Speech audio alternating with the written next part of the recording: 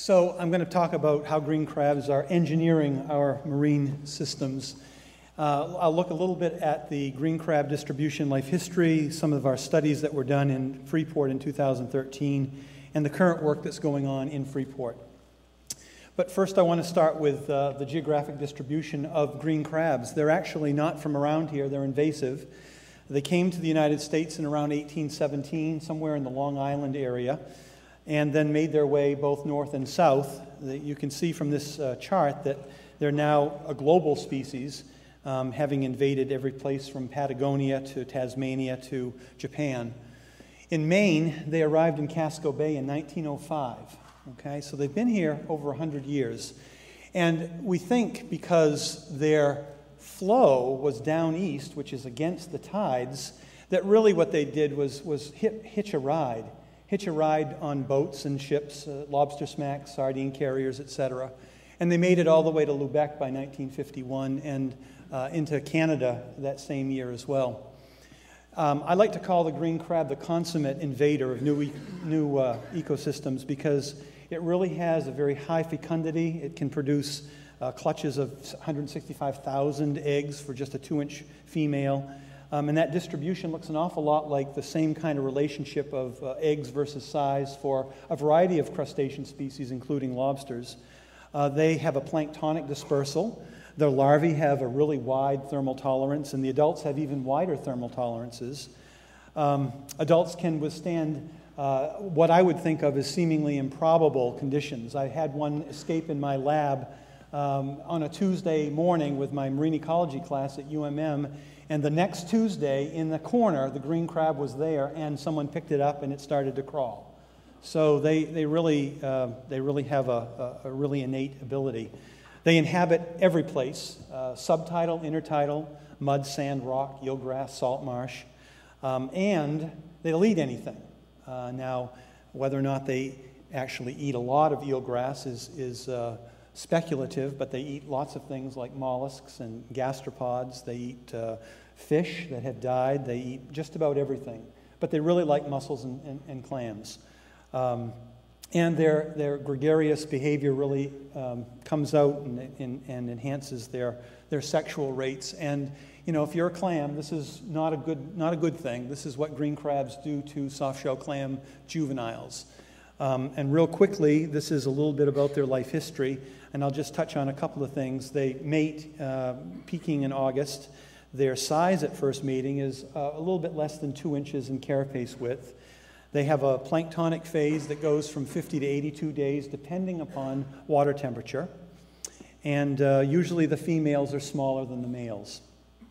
These are really cool slides that I'm giving credit to, a website that I found. This is the only place that I've ever seen these green crabs under the microscope, and these photomicrographs are just unbelievable. So they hatch, and they have a stage 1 animal that's about a 0.5 millimeter, and then they go through 3 more sheds. Okay, so they're growing just like any crustacean, and to do that they have to molt or shed.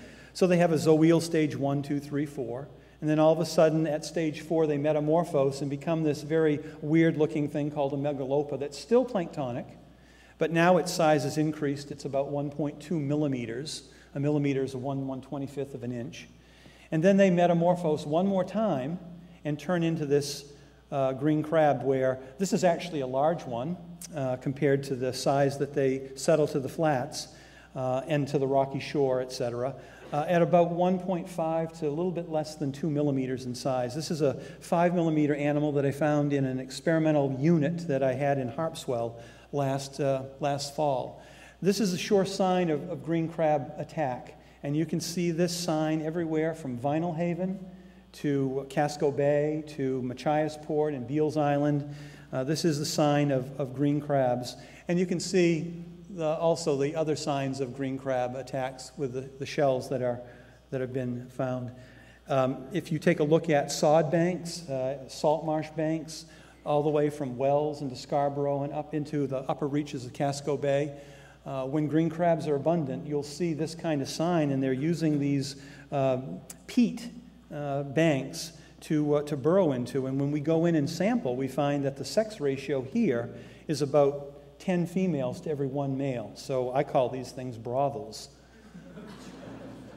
This is, you'll see a little bit more about this activity, so I'm not going to harp on it in Chad Coffin's presentation, but suffice it to say that when you see Chad's presentation, he's going into the sod bank and removing pieces that have died because of the activity of those crabs, and you'll be amazed, I think, if you haven't already seen a video of what's to come.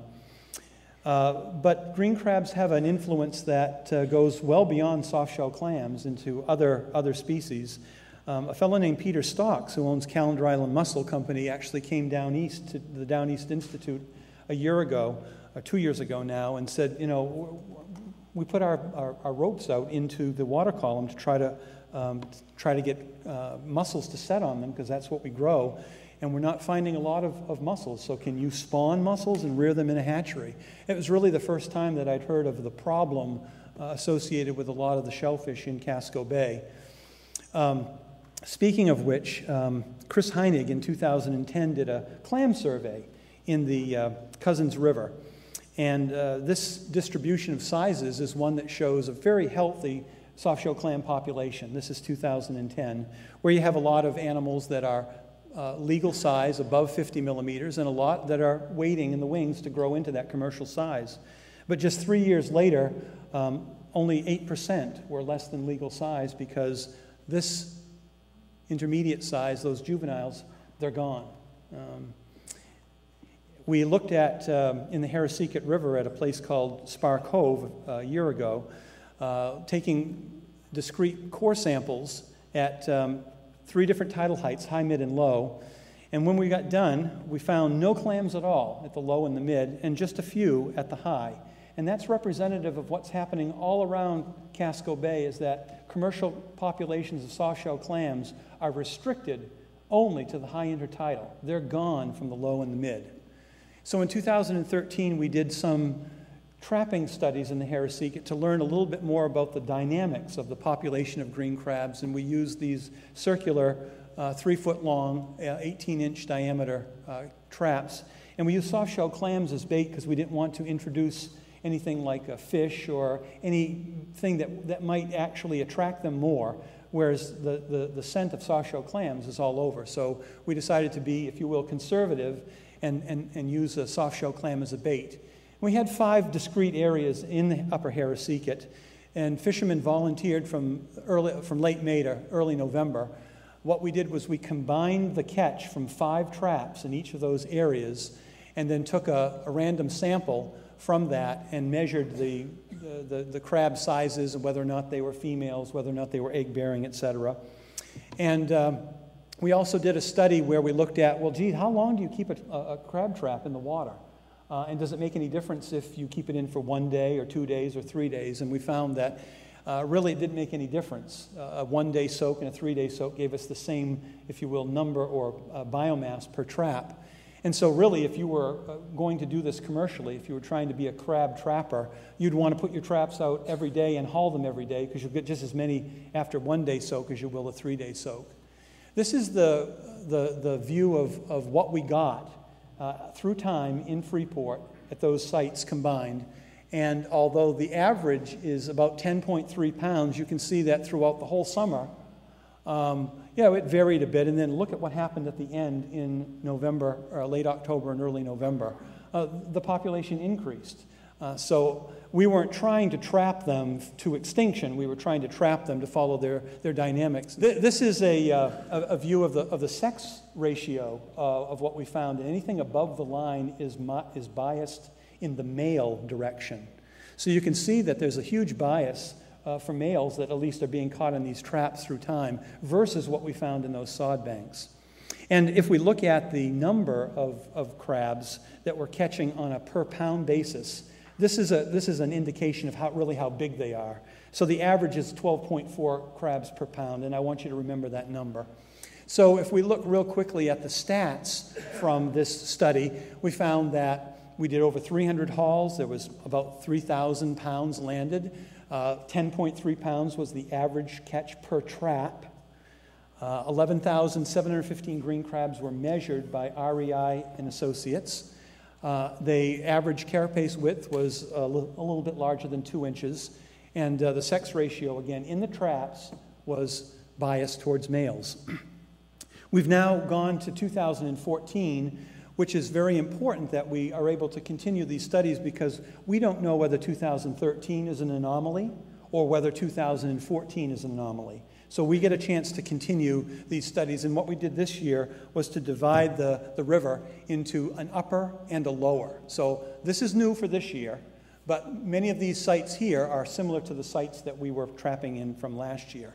And the first thing that we noticed this year was that this is a temperature from a buoy that's offshore, but what it shows in 2014 is that the water temperatures are cooler, at least starting the year. And that probably has a lot to do with that very cold December and January that we had. But by the middle of May and through at least what the data shows here to the 1st of July, that the water temperatures in 2013 and 2014 were pretty much the same. But we think that this initial difference is going to play a big role in how we interpret our results from this year, which are, this is the catch in pounds per trap for both the upper and the lower Harrisicate. And take a look at where 10 is on the y-axis. Oh, it's not there. In other words, we've gone all the way to this part of September, and we're only averaging about 1 pound a trap. That's 90% less than what we found this time last year. Okay? And the same sort of thing is happening in the lower Harrisicate. The pattern was identical until August, and then they've just kind of dropped off or fallen off or not gone up at any rate, and the rate continues to go up in the upper Harrisicate. If we look at the difference between intertidal and subtidal traps, I didn't mention that, but at several of the sites in both upper and lower, we have traps that come high and dry during the low tide mark.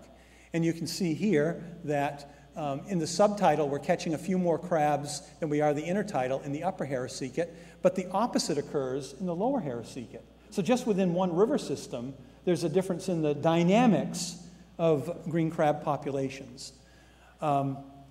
Here is the sex ratio, and I showed you from 2013 how it was very male biased all throughout our sampling, but it only became male biased after June. Before June, here in May, we were finding a female bias. Again, is this an anomaly, or is this what we should expect to happen? This is just a slide that shows the difference in the sizes of females between the lower and the upper, and we're finding larger females consistently in the upper part, the lower part of the river versus the upper. And for males, we're finding the same sort of thing, that the lower part of the river is giving us larger individuals. How come? Well, this kind of trap assessment can't answer how come. It can just say, well, maybe we'll have to find that out using other means, but where at least it allows us to follow it. Now, remember I told you that the weight per pound of the crabs from 2013 was 12.4? Take a look at our average in the upper and lower Harrisicate. The larger the number means the crabs are smaller. So we're finding a lot of smaller crabs in our traps throughout the upper Harrisicate in June, July, and August. And if we add last year's data to that, you can see how much of a difference 2014 is from 2013. This also shows the differences in the distribution of sizes. Here in June of 2013, animals were 53 millimeters on average, 50.2 in June this year. July, this is combining all the data, 60 millimeters versus 38. And 55 versus 47. So again, we're finding much smaller animals. So when I tell you that the biomass has gone down by 90%, but we're finding many smaller animals, there's probably close to the same number of green crabs that we found in 2013. It's just that they're smaller. And what does that portend? I'm going to finish up with one aspect of a study that's now happening in Freeport as part of a larger project that goes in concert with this green crab trapping. You're going to hear tonight an awful lot about coastal and ocean and sediment acidification. And there's a number of wonderful scientific studies that have been published, many right here from Casco Bay and one from New Brunswick, that all have looked at this dissolution of shells. And in fact, my favorite title of any scientific publication that I've ever read is by Mark Green. Where is it? Death by Dissolution. Jumping. So that leads me to say, okay, if you use shells that are comprised of calcium carbonate, and you add these shells to the ocean or to the mud flats, they might tend to buffer, kind of like putting lime in your garden. Why lime? Well, it's going to try to make it more alkaline and less acidic. So here's the question that I ask as an ecologist and not a marine chemist, which is, okay, how important is sediment acidification versus predation? And I'm going to look at the survival and settlement of soft-shell clams. So with some clammers' help, and this is Chad Coffin helping in May set this experiment out, we set out the following test in 30 10-foot by 10-foot plots where we didn't plant, but put crushed shell or no crushed shell at 13 pounds or 26 pounds, but we also put netting out and are looking at areas that are netted that don't have any shell, areas that are netted and have shell. And what we'll do in a few weeks from now in November is to go and take cores from each of these 30 plots and then sieve them through a 2-millimeter sieve looking for this year's, 2014's, 0-year class of clams. And when we get done, we should have a really good idea of, gee, are there more clams in plots that just have nets? Or are there more clams in plots that just have shell? Or are there more clams in plots that just have clams and shell? We don't know, and we'll be looking at that. And so this will help us tease apart two different hypotheses about the failure of clams in Casco Bay. Is it because of sediment acidification, or is it because of predation, or is it a combination of the two? We'll be able to do that. And so want to recognize the sources of funding, which are UMM, the Town of Freeport, CPAC, the nonprofit organization, Saltonstall Kennedy Program, and DEI, as well as the Maine Economic Improvement Fund for small campuses through the University of Maine system, and the folks that have helped the most in the field, Chad Coffin and Clint Goodenow, Sarah Randall, and Connor O'Neill. Thank you.